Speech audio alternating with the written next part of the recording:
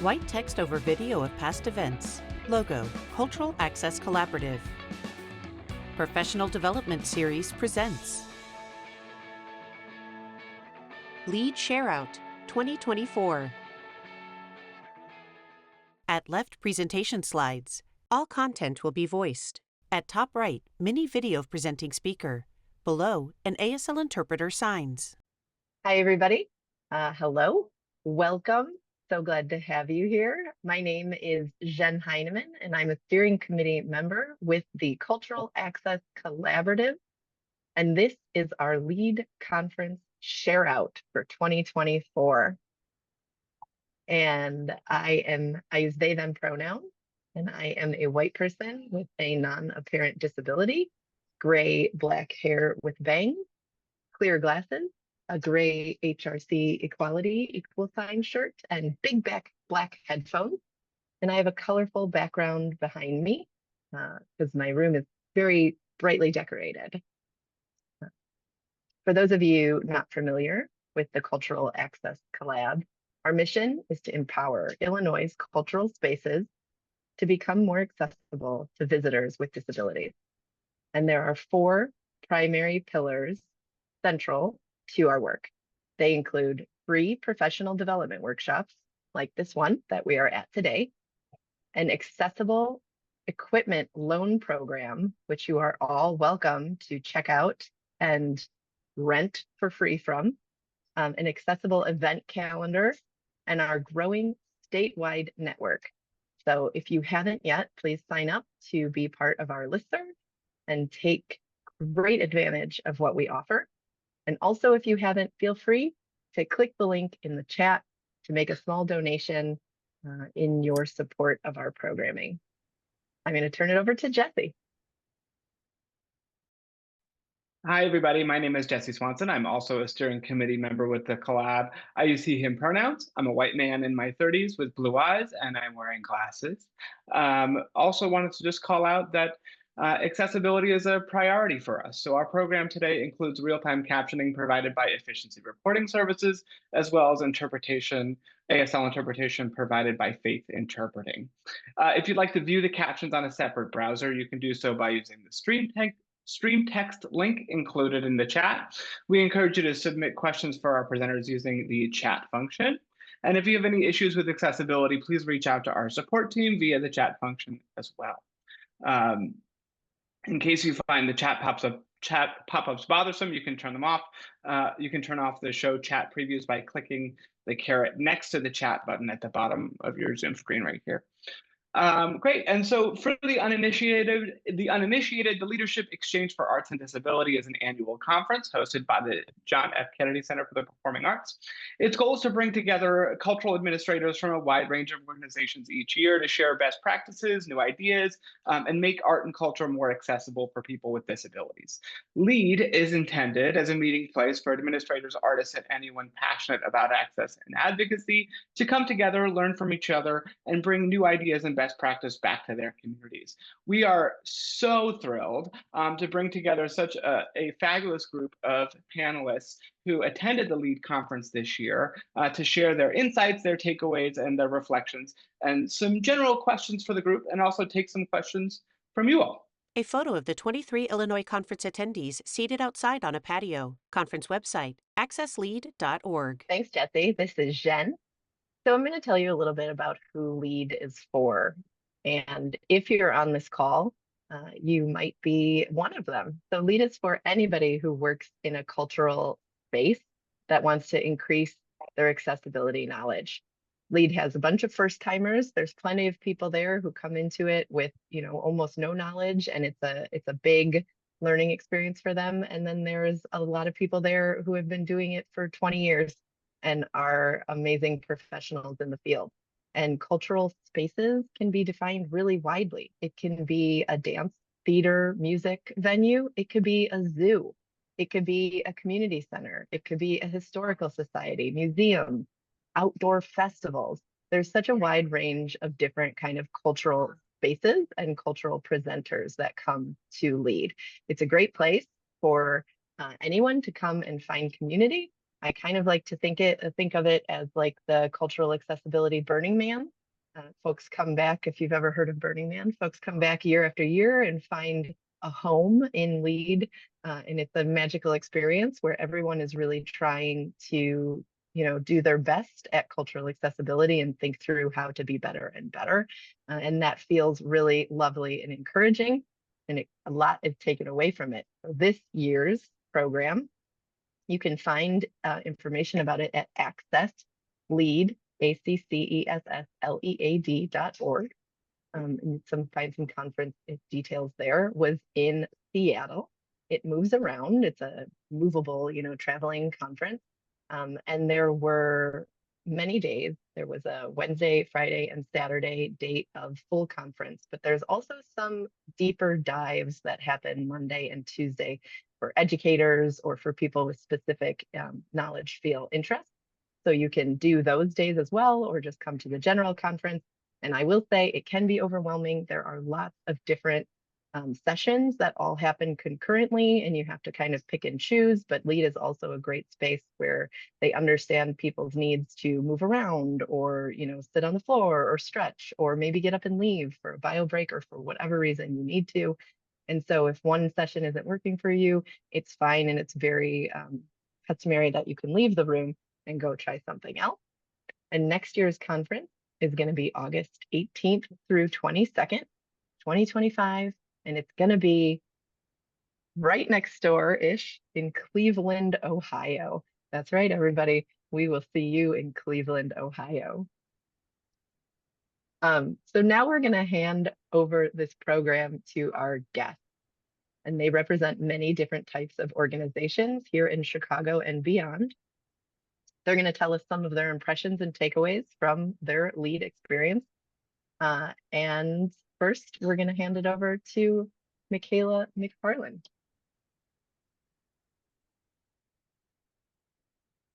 Hi, thank you, Jen. My name is Michaela McParlan. I am a white woman in her late 20s, wearing a pink tank top right now with a blurred background. In my photo, I've got a white cap on and I'm on a foggy beach. I use she, her pronouns, and I am the operations manager at the Chicago International Film Festival. I'm actually excited to see some folks I recognize here on the call today who will be joining us at the festival this October 16th through the 27th. So we are gearing up for that. We're excited to offer some accessibility options at our festival this year. And there were definitely some takeaways from this year's Lead conference that I hope to bring into the festival this year. This was my very first year at Lead, and it was a wonderful experience. So I was just so happy to be able to participate. Next slide, please. So yeah, I learned a lot of things. I think one that stood out to me that I hope to implement in the festival in the future would be learning how to become an ASL practicum site, which I learned about from Bill, one of our Chicago representatives here. I think that it's going to be a great starting place for us as we look to try and bring ASL interpreting into more of our events. As a nonprofit, it can be sort of hard sometimes to figure out how to tackle that, especially when we put on so many events in such a concentrated time period.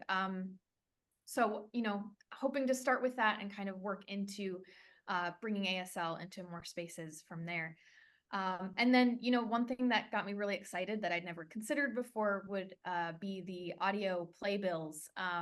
We are working on bringing more audio description content into our film festival. And as we work on that, I think it would be really great to have more ways people can access our guides and our film schedules, including audio film schedules, or perhaps video versions, just to make different options for folks.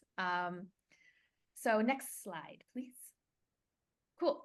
So yeah, one thing I was excited by was trying to seek out, being encouraged to seek out accessible technology. I want to learn more about the services we're providing at our festival and know exactly what the audience member is experiencing when they are using these services in our spaces. not only so that I can get a good idea of like what we're offering, but also so I can be more helpful when I'm providing those services to someone, make sure I know how to set up those devices, know how they're functioning, all that stuff. I also hope to take some ASL courses myself, even just, for some basic stuff, just to be helpful to audience members. And then, yeah, I think, one question I have for the group is, accessible outreach, as we work on bringing more accessible events and spaces into our festival, we want to make sure we're getting the word out. So that's one thing I'm sort of seeking post lead and, from this group here. So yeah, I think that's everything I have for today. And I would love to introduce Shawn next.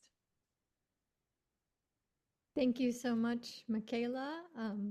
Hi, everyone. My name is Shawn Lent. I use she or they pronouns. I'm the Programs and Communications Director at Chicago Dance Makers Forum.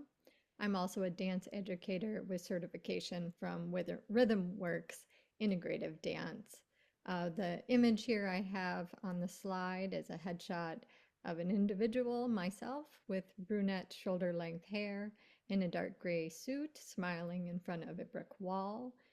Today I come to you with a virtual slide of a galaxy and the Chicago Dance Makers Forum logo in the back. I'm in a gray blazer. I seem to like those, and a cream t-shirt.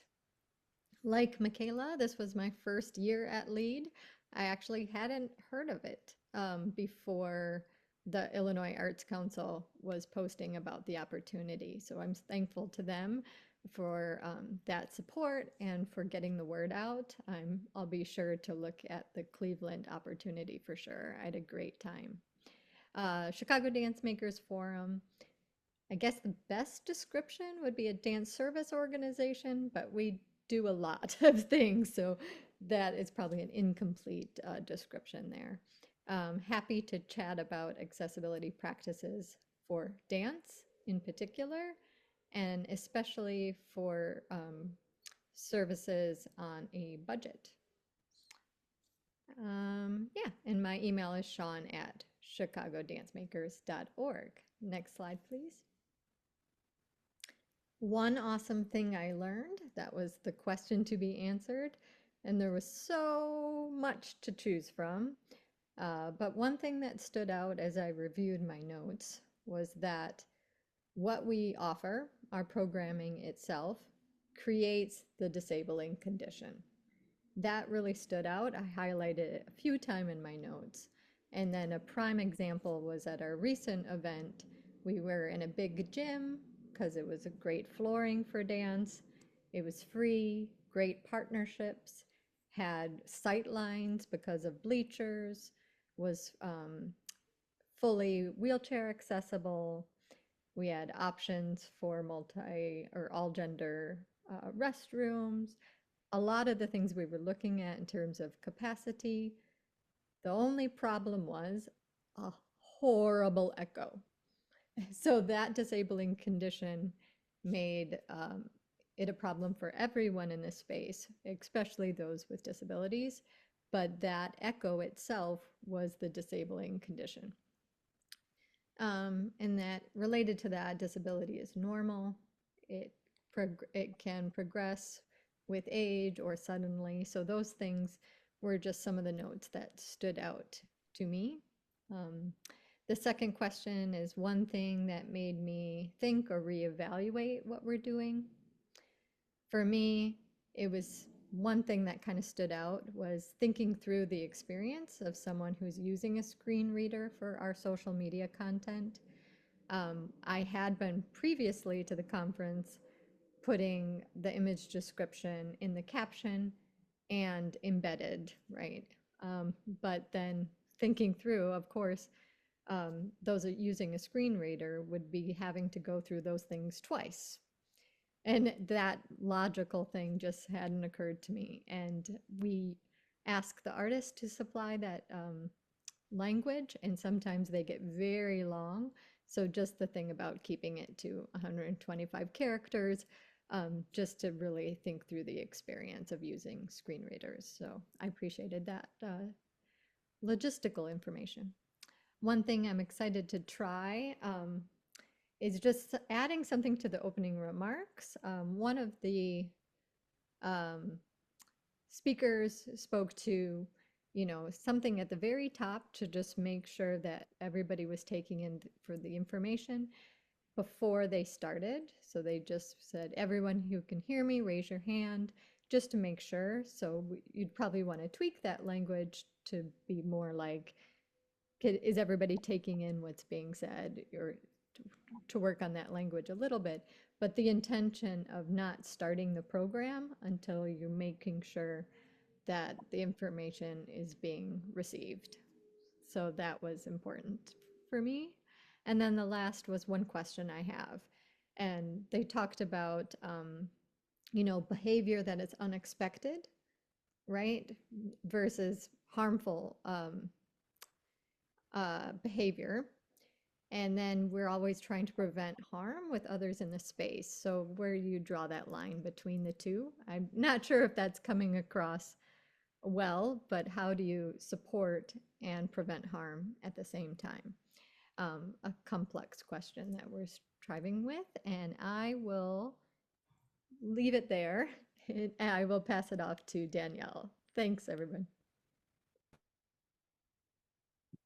Hi, thank you, Shawn. My name is Danielle Heel, and I use she, her pronouns. I'm a white woman with purple hair. I'm wearing a black and gray shirt with a floral pattern. Can't really see it today. The image on the slide is of me with same white woman and still with the purple hair. I have a black blazer on and a navy shirt, and I'm in front of a blue background. So I'm a program director at the Illinois Arts Council, and I'm one of 2 504 ADA contacts currently listed as specialists on our website at the Illinois Arts Council. My coworker, Teresa Davis, is also our Director of Strategic Partnerships, and she holds the other 504 ADA coordinator position at the Illinois Arts Council. This was my second time to attend the LEAD conference, which was very fun and exciting. I'm happy to chat about arts grants, and you can see my email listed here. It's danielle.heel@illinois.gov, and the agency's website is arts.illinois.gov if you want to go to that and take a look. Next slide, please. Thank you. So one awesome thing that I learned is how many people are genuinely interested in ensuring accessibility. There were so many people attending this LEAD conference in Seattle, all across the United States, coming together with a wide variety of backgrounds and roles within the arts and cultural world. The LEAD conference is always such a wonderful example of inclusivity and accessibility, and there's always something interesting and new to learn. And you always feel there's so much you can bring back with you. So for the second question we have here, one thing that made me think or reevaluate what I'm doing. So something I learned in one of the many sessions that I attended presented by Indigenous speakers was that social justice language can be non-performative, which can be an issue when speaking to historically overlooked communities. So many times it was said that you need to show up and just keep showing up. And it's one thing to speak about access, but the actions always hold far more power than just a suggestion. Next slide, please.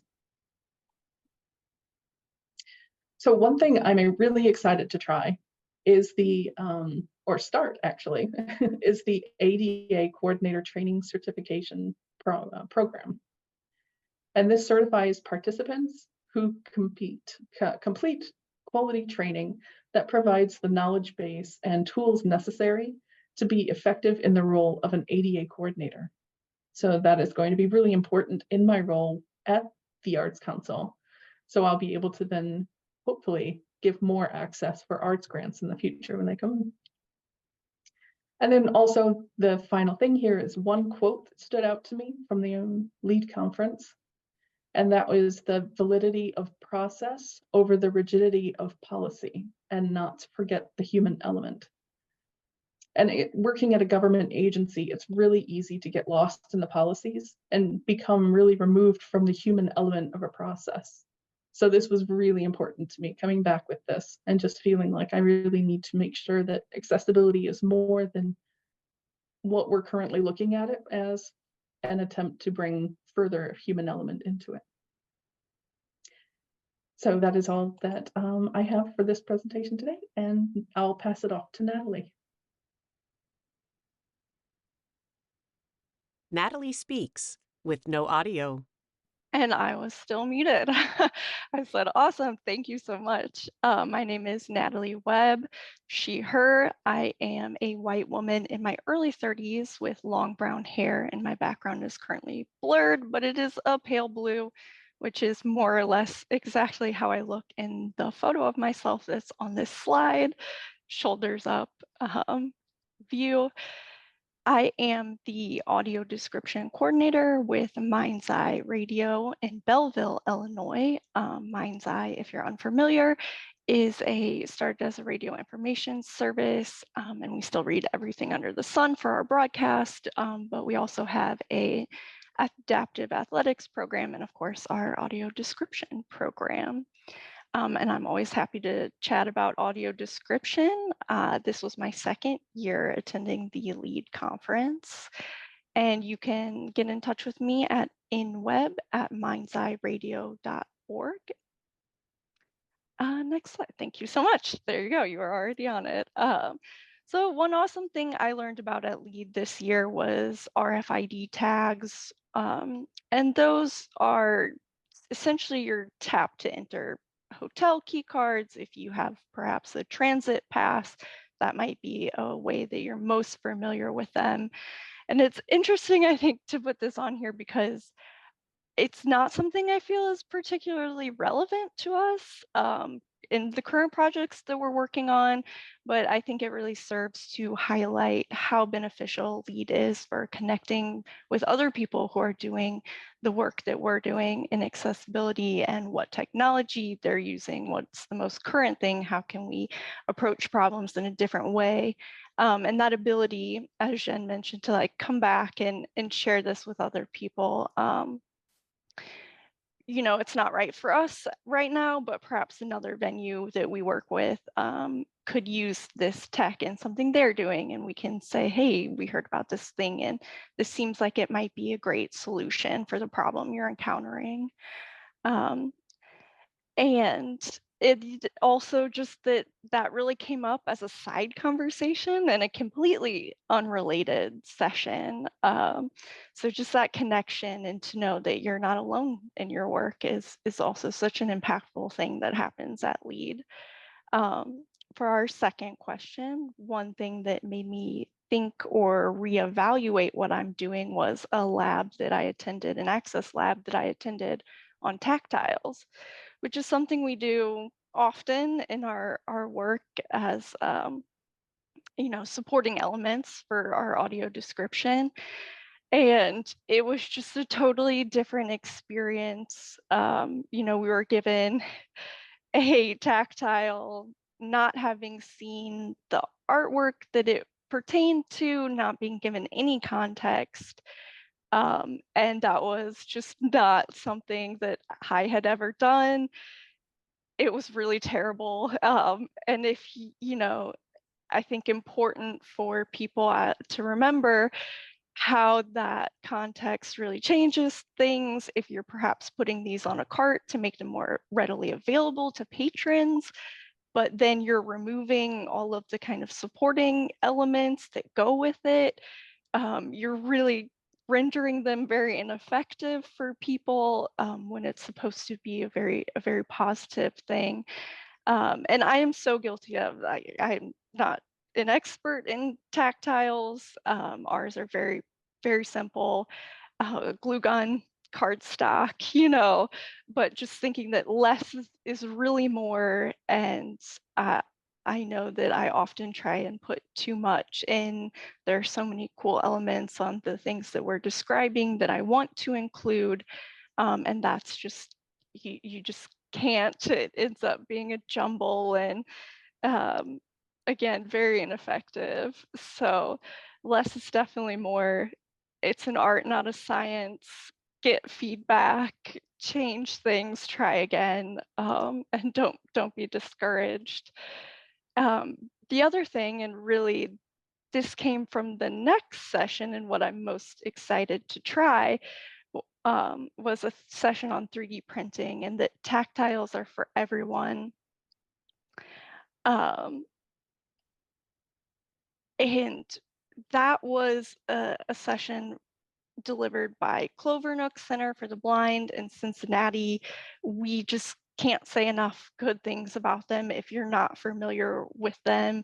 They do beautiful Braille printing work. And they have an accessibility art and accessibility initiative to tackle projects at no cost for arts and culture institutions to produce Braille work, tactiles, things like that.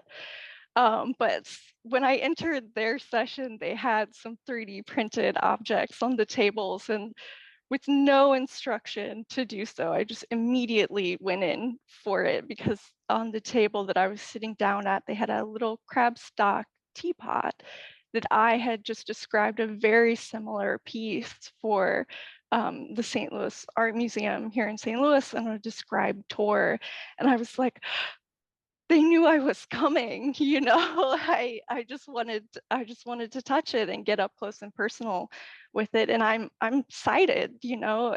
That's not, I don't need necessarily a tactile element, but I couldn't help but think about that experience when it came up a little bit later in our session, and our presenter mentioned that yes, they absolutely do provide the accessibility piece, but really, who doesn't want to manipulate and engage with art more fully? I think that's something that everyone loves, and especially perhaps in these spaces where the answer has always been no. No, you can't touch it. No, don't stand that close to it.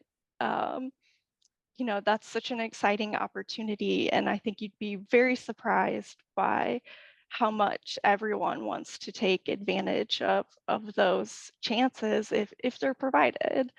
And I didn't have a question to throw out, but certainly I'm all in on 3D printing. I want to get started with it, maybe even more personally just than professionally.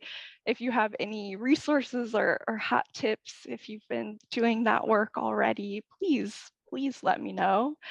And again, please feel free to chat with me about anything audio description related, or how Mind's Eye can work with you on the projects that you have pending.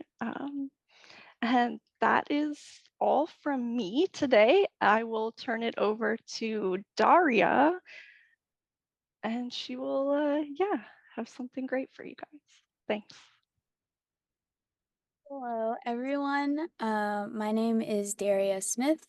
I am the exhibitions project coordinator for the Obama Presidential Center in on the south side of Chicago. I go by she, her pronouns.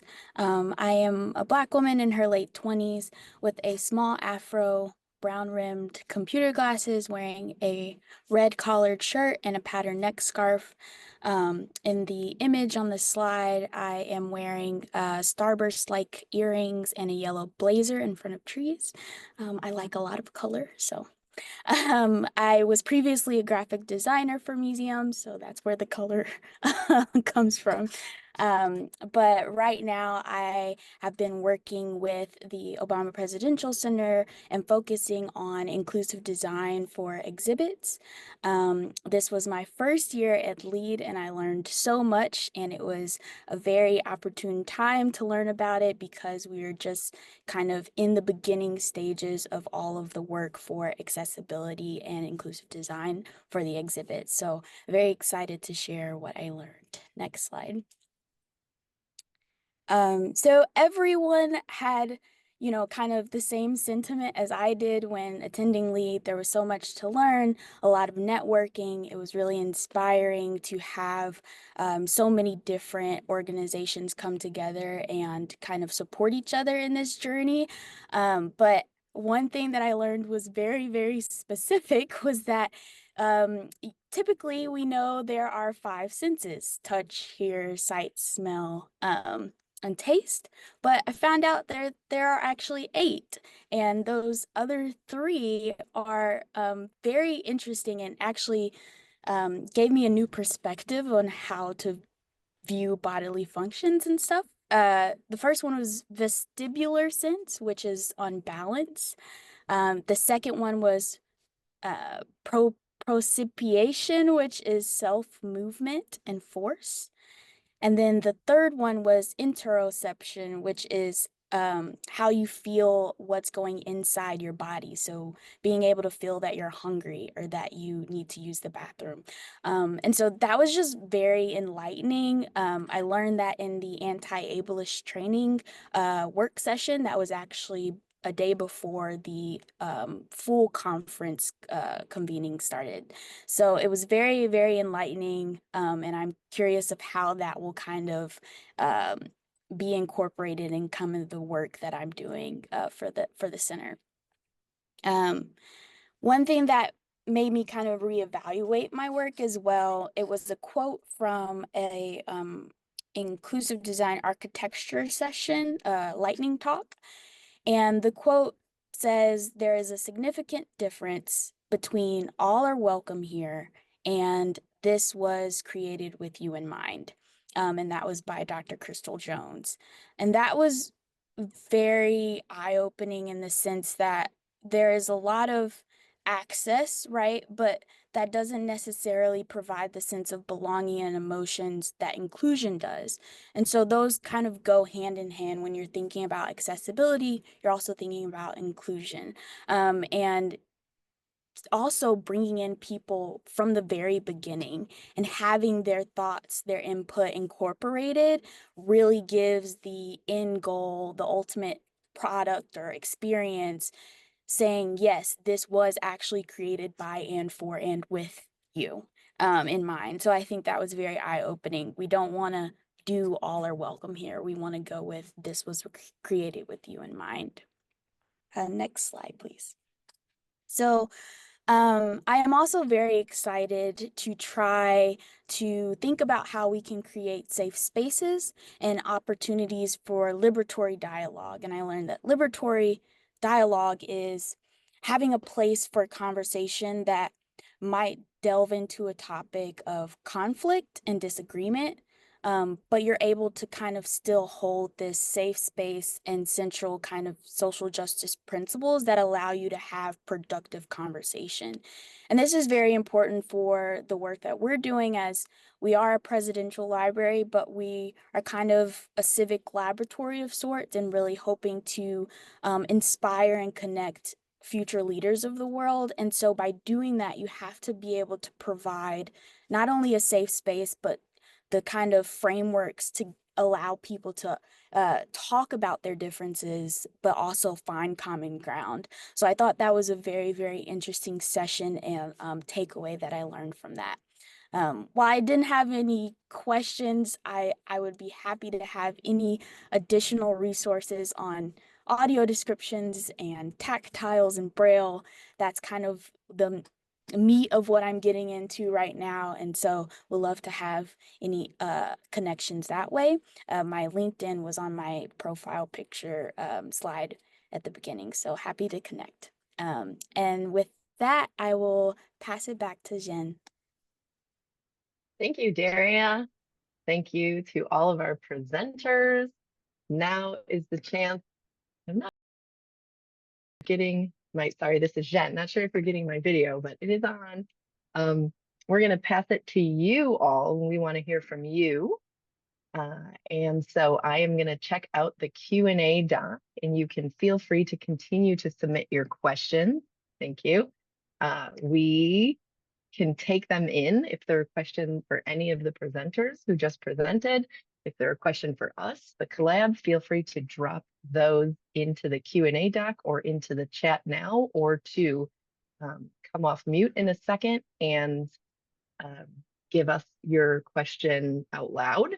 I'm going to start with the first question that I see is, I'm interested in presenting at the next lead. Do you have any advice or tips for proposals that will catch leads' interest? So while we were going through, I kept thinking, I want to be able to tell people about if they're interested in presenting at LEAD. And so thank you for this question. LEAD, I think at LEAD, most of the presentations are not case studies. So while you might have a something that your organization did or something you did that provided access, it's not really the way to present it in case study format. They really like things that are more actionable, in a workshop format or in a format that gives people answers, right? Folks come to LEAD and they are looking for things to try, and solutions, different support that they could get, places to look for resources. So I think if you can create something that helps people leave with a plan, it doesn't just necessarily tell them about what worked for you or your organization, but kind of help them work through how you got it to work for you and your organization, so that they can leave there with an idea of maybe how they can get it to work for them and their organization, or things to try, or exact resources that you used. That is great. And Tina also just mentioned that you can sign up for the listserv for LEAD. They have a VSA listserv, and that's a great place to also pitch any of your questions. So that's a great question to ask. Next question that I'm going to go to is, I heard there was some discussion or a session at LEAD this year on assistive listening systems and some kind of delay with furthering the development of technology for improvements or alternatives to T-coil, etc. And I'm interested in learning more about this, as it was not one of the virtual options to attend. So for folks that sometimes LEAD gives a hybrid session, so if you are doing the conference not in person, you can attend some sessions hybrid, but not all of the sessions. So this person is hoping that someone could have more info on this. So thank you for dropping that question. Personally, I did not attend that. I will say that T-coil is a metal looping system that helps folks that have hearing aids be able to kind of switch to I believe it's just hearing aids, but someone can add, switch to the frequency right within their system that allows them to access. So Tina, who is in our chat, also says, feel free to reach out, because that's one of Tina's presentations. Tina, do you want to pop off mute and address that question? Hi, everybody. This is Tina Childress. So that was one of my sessions. I talked about it in the foundations class, but I also co-presented about the new technologies for assistive listening systems. Feel free to reach out to me. I'm happy to share my slides and just kind of talk you through that. Tina gives a thumbs up. Tina, this is Zhen. Tina is an audiologist and one of the steering committee members. So they are a great resource for folks to check in with for any questions about that. All right, I've got another question. Feel free, everybody, to jump on into the questions pool. I have another question that says, do I have to represent an organization to attend LEAD? The answer to that is no. You can be an individual person. You could be a contractor or a freelance accessibility coordinator, partner. That's fine. And it just might mean that you don't have an organization that might support you going, but a lot of people who do have organizations, their organizations don't support them going. So you do not have to be part of an organization to attend. I also wanted to note something else about LEAD and being at the conference. Just being at the conference, I think, and other presenters, feel free to chime in the chat or out loud about this, but I think just being at the conference really helps people experience a normalized space of access.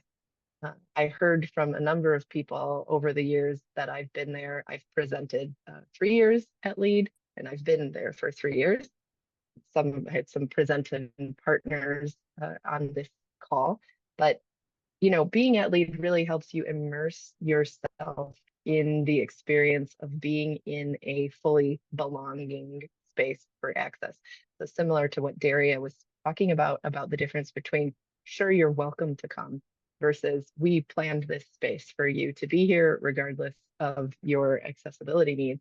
There's ASL interpretation, there's audio description, there's open captioning, there are guides if guides are desired, there's service animals in the space, there's sensory friendly spaces to go to, or everybody's needs are it's very normalized for people to have needs and for them to take care of those needs and for that to be fine. And so I've heard from people that just experiencing that really helps them understand what a space can be, or helps them feel so different than they feel in a lot of cultural spaces. So I think that that's something to note about the conference. That is a valuable thing to get from that. I see one of you popped in the chat that you also noticed that. Does anybody want to come off mute and ask a question before I move to the next question?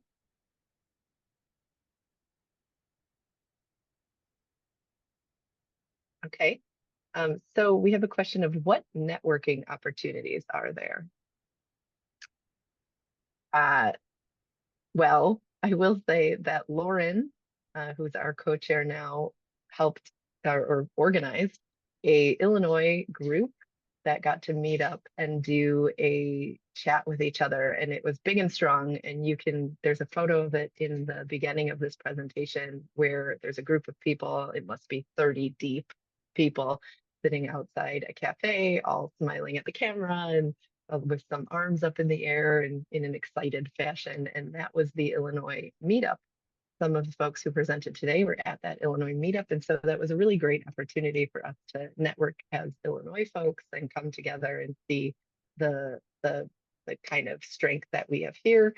There's also other regional, thank you, Shawn. Shawn dropped in the chat. There's other regional affinity groups that LEAD particularly puts into the agenda. You can go and meet up with the Midwest group, or you could go and meet up with the Northwest group, that kind of a thing. So if you're also thinking of a job transition into a different area, you could potentially go to the different area that you're looking to transition to and meet up with those folks and do some networking there. There's meals. Meals are done as a group. So there's a little bit of like a breakfast and a lunch, not dinner, but breakfast and lunch are within the conference setting. So those are good times to be able to chat and meet with people. There's also an app that LEAD uses where you can see the different presenters and connect with them via the app if that works for you and is helpful.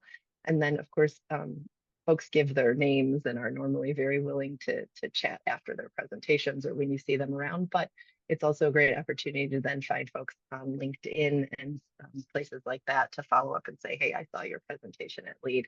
So there's sessions built in. Thank you, Shawn. Shawn, you can also come off mute if you want. But Shawn just dropped in that there were also some social opportunities to network afterwards, or kind of built into the LEAD agenda kind of after the daytime sessions. Sometimes there's social opportunities. And the different cities that LEAD is in normally host like a cultural access to their different spaces. So there might be a couple museums or performance art venues that are inviting folks from LEAD to come. And so then you could show up there, meet them and network with those venues, but also meet each other in a more social setting. Thanks, Shawn, for dropping those in. All right. And this question is, next question is, how did LEAD handle hybrid presentation? Was the experience positive for remote participants? And I'm going to ask if anybody here with us today did any sessions remotely. Tina, Jesse, Lauren, any of our presenters, did any of you participate in any remote sessions? Zhen smiles brightly as she waits for a reply. Hi. Oh, oh, I think I need to highlight myself. This is Tina. Hang on. I see you, Tina. Okay. Yeah. Okay. So I did not, but in terms of virtually, I think hybrid is the best thing. I mean, is the only option, but they didn't have everything be hybrid. Hybrid is really complicated when it comes to access. So I think they mainly did hybrid for the big sessions and maybe some of the pre-sessions. I think some are recorded, but I don't think it's really something you can do virtually.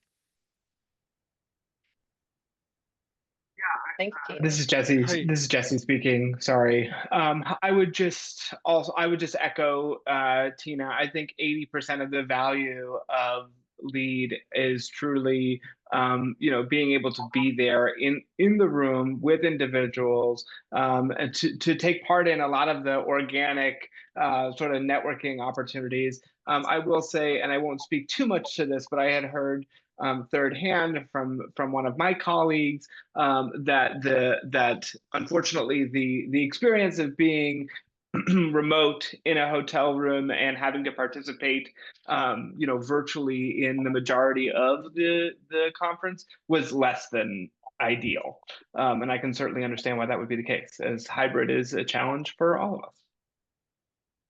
Thank you, Jesse. This is Zhen.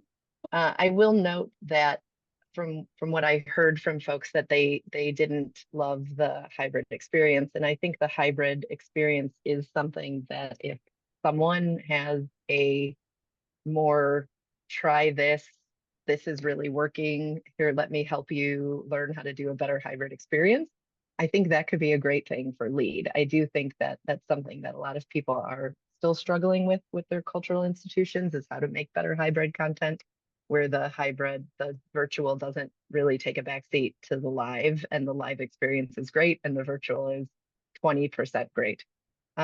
So I think that could be something going into the next year's lead 2025 in Cleveland, Ohio, that would be a great presentation if folks know folks who have it down better, or if they feel that they have it down better. So put a pin in that, everybody, because I have heard that is still not super great for folks. I will say that there are general practices at LEAD where there will be tables where people, so a lot of the hybrid things are also for people kind of looking out for their health and their well-being, and there will be tables at LEAD where it is kind of masks only, where they want people to wear their masks. And so you could sit at those spaces, or sessions that are masks encouraged. And so there is some practices there, but not everyone will be masked. And I hear that Bill Green has his hand up. Bill? I do, because I was on a panel that was hybrid. So my name is Bill Green. I use he, him pronouns. I'm a white man with dark hair and beard wearing glasses. And in the panel that was hybrid that I was on, we also had one of our panelists was remote for it also. And one of the big things that our remote guests missed out on was like even the discussion in the room afterwards when the panel ended, which was a really great thing, which is one of the great benefits of being there in person, is those like connections when people come up, and those follow-up questions and conversations that happen afterwards. So I think, as far as I could tell, everything technically on the technology side went well with the hybrid panel, but it was some of just the personal touches that were lost. QR codes, left resources, right survey. This is Zhen. Thank you, Bill, for sharing that. All right, everybody, we are at the point now where we're going to start to wrap it up. So I want to let you know that we will be sharing some relevant resources related to this program out by email. And it will include today's slideshow presentation, as well as a link to our feedback survey, which we hope that you will complete. Please, please, please. And thank you, thank you, thank you. If you want to fill that out right now, please go ahead and click it.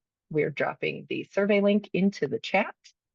There's also QR codes on the screen right now to the resources and to the survey link, if those are accessible and helpful to you. And we hope that you've enjoyed this program and that you will consider making a small donation to the Cultural Access Collaborative to help us support our mission and more programming like this. You can use those QR codes or see in the chat a link to donate. Even just $5 helps us make our work more sustainable going into the future, including that equipment loan program that I mentioned. And this is going to be me, Zhen, signing off. I'm turning it over to Jesse for the final. Links for resources, survey, and donations listed in video description. Jesse again, and yeah, we're really excited also to announce as we wrap up today our next program on October 19th. We're venturing into Urbana, Illinois, for our in-person networking event. So we'll get a chance to see everybody in 3 dimensions. The Cultural Access Collaborative is thrilled to be expanding our mission beyond Chicago to all of Illinois, and we look forward to the opportunity to meet with folks beyond Chicago, and you can register at a link that we're going to drop in the chat. It'll be a really fun, exciting time. We will now be bringing today's program to a close. We want to extend an extra special thank you to our guest presenters for their contributions today. It really would not have been the same program without them. So thank you, thank you, thank you. We'd also like to thank our accessibility service providers and the Collab production team, and mostly to thank all of you for supporting the Cultural Access Collaborative and being a part of our conversation today. At this time, our session has concluded. So please feel free to exit the Zoom meeting and have a great afternoon. Thanks, everybody. Credits appear. Lead Shareout 2024. Presented by Cultural Access Collaborative. For workshop resources and more information, visit culturalaccesscollab.org. Presenting speakers. Hosts, Zhen Heinemann and Jesse Swanson. Cultural Access Collab. Michaela McParlan, Chicago International Film Festival. Shawn Lent, Chicago Dance Makers Forum. Danielle Heel, Illinois Arts Council. Natalie Webb, Mind's Eye Radio. Daria Smith, Obama Presidential Center. Workshop Accessibility, Efficiency Reporting, Real-Time Captioning. Faith Interpreting Services, ASL Interpretation. Video Editing, Captioning, and Audio Description by BridgetMelton.com.